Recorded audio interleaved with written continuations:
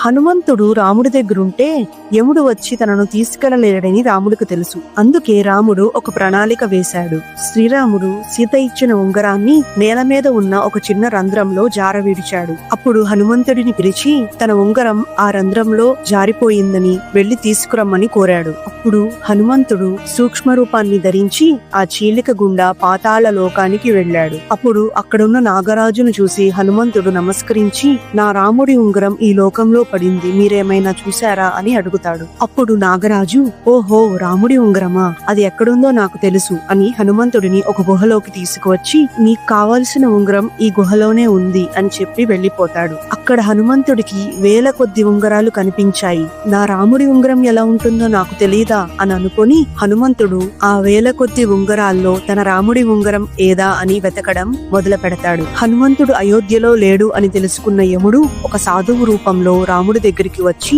రామా, నీ అవతారం చాలించాల్సిన సమయం ఆసన్నమైంది అని తెలియజేస్తాడు. ఇక్కడ హనుమంతుడికి ఏ ఉంగరం చూసినా తన రాముడి ఉంగరం లానే ఉంది అని వెతికి వెతికి అలసిపోతాడు. అప్పుడు, ఓ నాగరాజా, ఇక్కడ ఎందుకు ఇన్ని ఉంగరాలు ఉన్నాయి అని హనుమంతుడు అడుగుతాడు. అప్పుడు నాగరాజు, ఓ హనుమా, త్రేతాయుగంలో విష్ణు స్వరూపమైన శ్రీరాముడు జన్మిస్తాడు. ఎప్పుడైతే ఒక బంగారు ఉంగరం పాతాళ లోకంలో పడుతుందో దాన్ని వెతుక్కుంటూ ఒక వానరం ఇక్కడికి వస్తుంది. అప్పుడు భూమిపై ఉన్న రాముడు అస్తమిస్తాడు. దాంతో త్రేతాయుగం అంతమవుతుంది. హనుమ, ఇక్కడ ఇన్ని ఉంగరాలు ఉన్నాయి అంటే ఇన్నిసార్లు రాముడు అవతారం చాలించాడు అని. అన్ని త్రేతాయుగాలు ముగిశాయి అని అర్థం. ఇది కాలచక్రం. ఒక చోట ముగిసిందంటే ఇంకొక చోట ప్రారంభమవుతుంది. 4 యుగాలు ముగుస్తాయి, మళ్లీ త్రేతాయుగం ప్రారంభమవుతుంది. మళ్లీ రాముడు పుడతాడు, నువ్వు కూడా మళ్లీ పుడతావు.